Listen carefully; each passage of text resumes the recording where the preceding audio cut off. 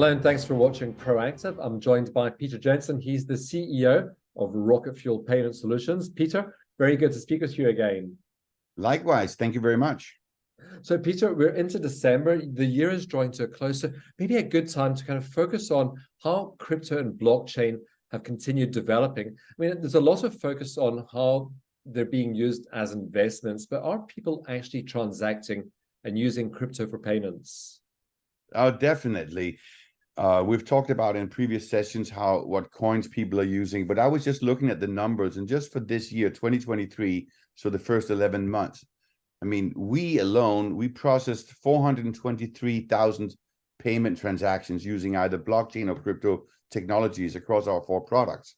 So that's a lot, and it was across 122,000 unique users, and that ranges from large billion-dollar businesses that need to make a payment to their subsidiary, maybe in the millions, to the individual consumer that's making a $10 purchase. So it's people from all ranges, from the small to the large corporations. What it's all about is moving money from A to B in a more efficient way using new technology.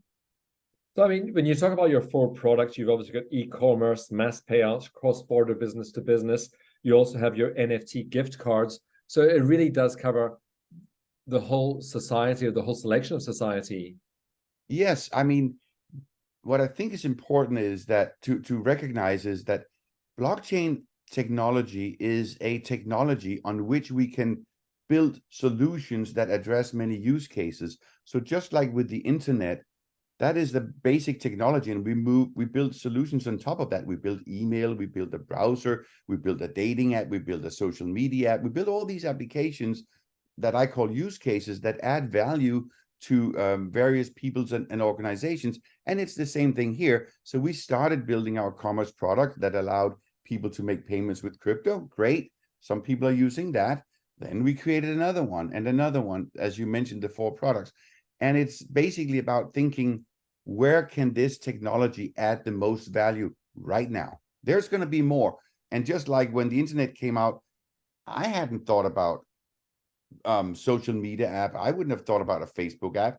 And I'm sure that in 10 years or 5 years, when we look back at blockchain, like, wow, those were the early days. I'd never thought that it could be used for birth certificates and all these other things, which people have thought about now, but there will be others. So, Peter, what's the draw card then for consumers and businesses to use crypto and blockchain? I mean, what are the benefits, if you could spell them out? The benefit is just that, once again, at a high level, we are using technology to optimize existing processes. So what we are doing is we're helping people and businesses moving money from A to B, just like Uber is moving people from A to B. Uber and Lyft, they used the modern mobile phone and the GPS in that phone, that technology, to make that process more efficient, moving people from A to B. And we are moving money from A to B. We're just using modern technologies. And so the benefits are for some of the merchants that accept payments, right? It's much cheaper. They pay much less fees. Instead of 3, 4, 5%, they pay much less.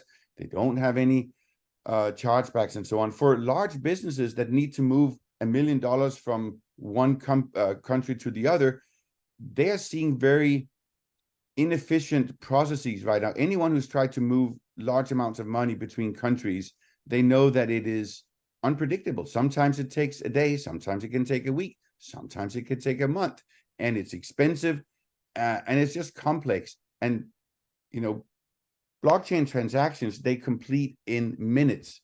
And so, for example, on our payouts products, we have customers that need to pay just average consumers a few $100s here and maybe 1,000 euros there. And instead of waiting a week to get that through the banking system, these people can have it within minutes. What does that mean to them? It means less headache once, but hey, I need my money in the gig economy. I need my money. I need it now because I have to pay rent. I have to buy food for my children, and I get my money more predictably. And by the way, with much more transparency. That's also why the governments are backing up about this, because they can see that all this has transparency. They can track all these payments, but that's a different discussion.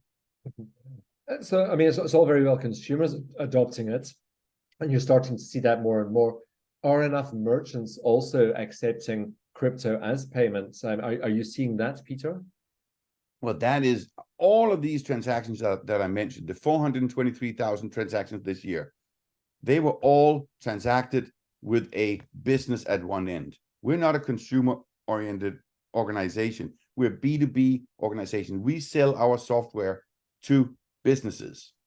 And these businesses transact either with other businesses, i.e. they move money to and from their partners. It could be their suppliers.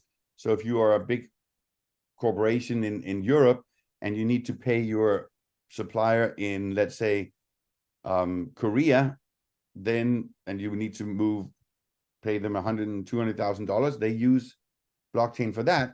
But some of these merchants also either receive or pay out money to average consumers, and they use it for that. But all of these transactions involve a business. This is not consumer to consumer. There's a huge market for that too, called remittances. That's just not what we're doing. So I mean, you're saying it is becoming a lot more mainstream at this stage, Peter. It is becoming mainstream. I would not say it is mainstream. If you think about just on the consumer side, let alone all the other areas, but just on the consumer side, you look at the number of transactions that Visa and MasterCard process, right? And then you see how much totally is blockchain and crypto today. It's still very small. We're in the early days, and it's going to take time it always takes time for new technology to be adopted. Why? Many reasons. I mean, we've got to build the applications, but more importantly, people need to learn new technology. They need to be comfortable with new technology. I remember my mom, when she could withdraw money with her with the ATM down in the on the street, she didn't feel comfortable with that for a long time. She still went into the bank and got the money out. And that's just, it takes time to change people's behavior and make them comfortable. And Peter, do you think, particularly for transactions as opposed to investments in crypto, that it's those crypto coins that track fiat currencies that will be more mainstream? Oh, definitely. I mean, in terms of payments is just one use case for blockchain technology. And so for payments, moving money from A to B, there's no doubt that the future of payments is going to be stable coins, i.e. a digital coin that is tied to a fiat currency, whether it is the British pound, the US dollar, the euro, whatever, right? And why is that? Because when I receive my salary and I need to pay it, I want it in a currency that doesn't go up and down. I am here in the US.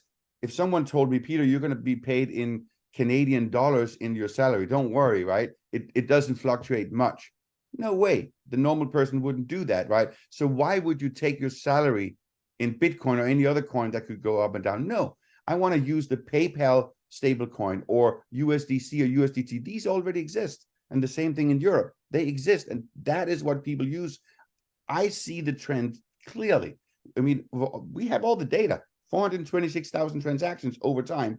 We can see the move towards stable coins. People, they want to take advantage of the benefits of more secure, faster, cheaper, better, and they do not want any volatility risk. They just, if I'm owed a euro, I want an euro. If I'm owed a dollar, I want a dollar. It's that simple.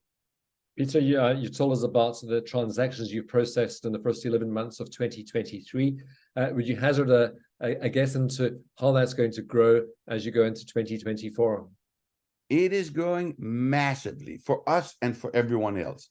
Why? Because of the benefits I talked about, but also, so the technical benefits are there. But what we're also seeing is that governments are becoming, I mean, they're always a little bit behind in terms of passing regulation, right? So Europe passed their MiCA law. The UK is ahead. And I see good things happening here in the US too, although it's taking a little bit of time. That helps. I was just in Dubai with Ripple's conference a month ago. I met the Ministry of Finance for a relatively small country, but they have launched their own CBDC, central bank digital coin, with all the benefits. It's amazing. So when you start seeing governments making these decisions and backing up against it or behind it, then you know that the traction is coming. So this is going to continue. It is happening today. People have no idea the amounts of money that is being moved today with blockchain. It's because they are looking at the consumer space. The biggest volume right now is not on the consumer side. It's on the business side. It is large businesses that are moving large amounts of money in a more efficient way. So I hope you'll keep us posted on any developments as they occur. Thank you very much for speaking with us today. You're welcome. Have a nice weekend. And you're Peter Jensen, CEO of RocketFuel Payment Solutions.